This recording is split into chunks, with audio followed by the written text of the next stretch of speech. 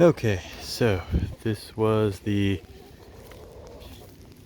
Playhouse to chicken coop conversion that I did about a year ago and did not do a very good job of because I am not handy at all. And this was really the first thing I've ever built or done. Um, yeah, it did not work out. I mean, it worked for the year. Um, and I had covered all the openings with hardware cloth, including this front door, and we wanted it to go out to a run, so we didn't, because this was here, we didn't build the run up against this door. I had it sticking out the side here from this window. But at this point, I've taken the run apart and trying to reuse that hardware cloth. All this wood was taken off of pallets. Because I wanted to do it as inexpensively as I could. Yeah, so I just made a lot of bad decisions with this, I would say. But again, that's the point of this. It's not to show you guys how to do things the right way. It's to just show you what I did, and hopefully we can all learn the lessons together. But yeah, they primarily use that shelf. They always hung out there. They were never really down in this bottom area.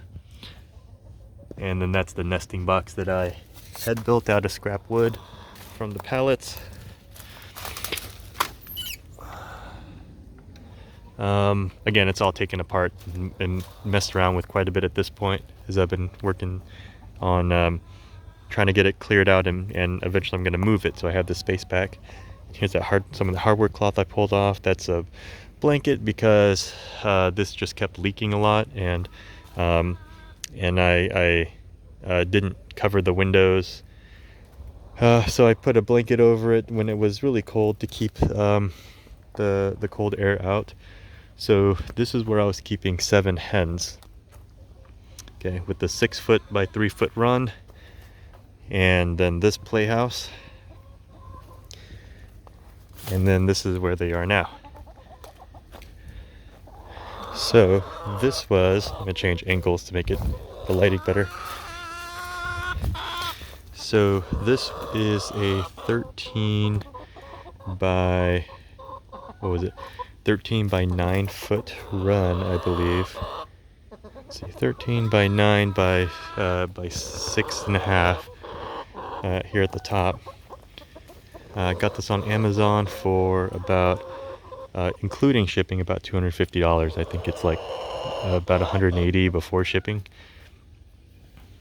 This is a pretty flexible wire mesh.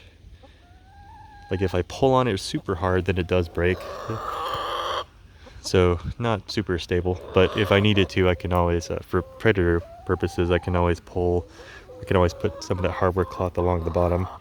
I did have this plastic chicken netting that I have kind of along all the perimeter, just to keep the chickens from digging out and to keep any predators from digging in. This run, again from Amazon, it came with all the material for it, including the zip ties. It came with wire to better keep the mesh on here better, but that was a huge pain in the butt because it's wire, and it's the kind of wire that I can't just pull. So I'd have to it just became really annoying, so I gave up on that and just used more zip ties. This is the tarp that came with it, to provide shelter from the sun and rain.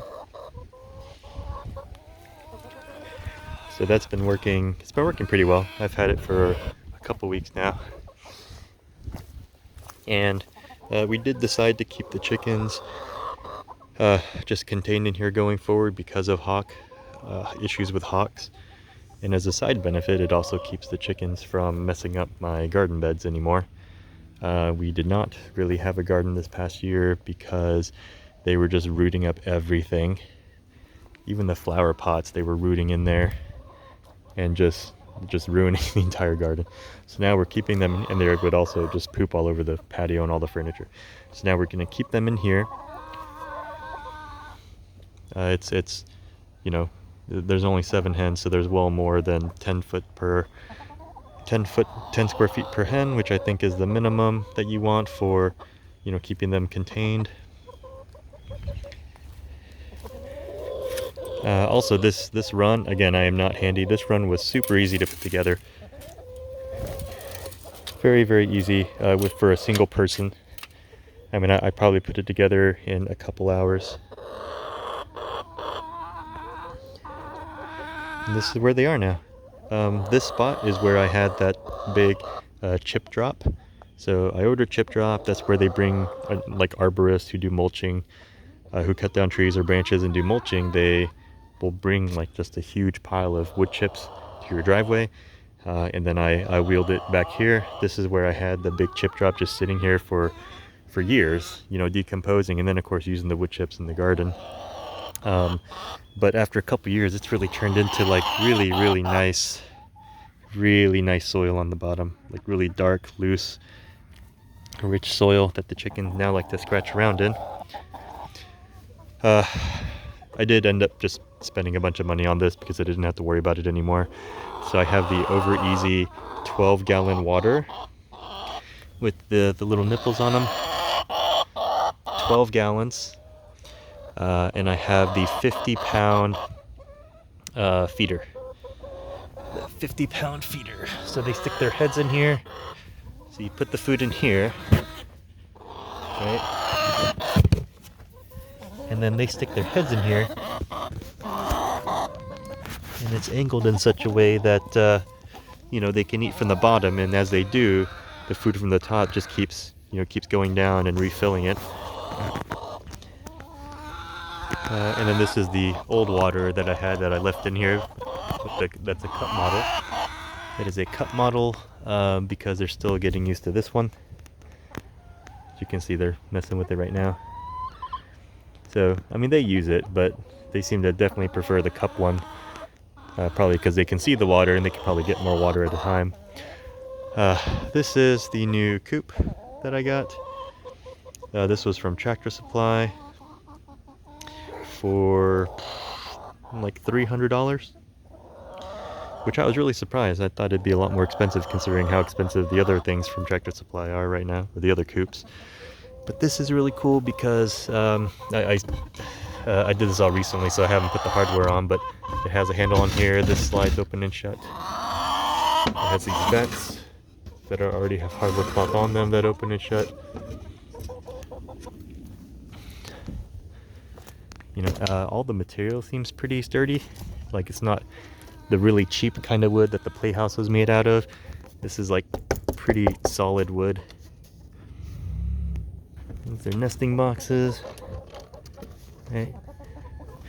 And then they also have over here they have the door where I can just open the whole thing up for easy cleaning. And as you can see, there's also roosting bars up here that they like to chill on in the evening. So there's 2 roosting bars. I will say that when I first did it, when I first set this up, it did smell. It smelled pretty bad. But there's an egg in the nesting box already. This is early in the morning. But what I did was that I took like about a 5-gallon bucket full of the wood chips and, you know, their muck from the old run, and I just scattered it here on the bottom because I figured like the same because their old run didn't smell at all. So I took what was on the bottom of there, spread it in here because I figured the bacteria that was already breaking things down over there could help in here, and it's been working. So it doesn't smell at all in here anymore. With 7 hens, and it was ranking pretty bad before I did that. But their old run, I never cleaned the old run for a year.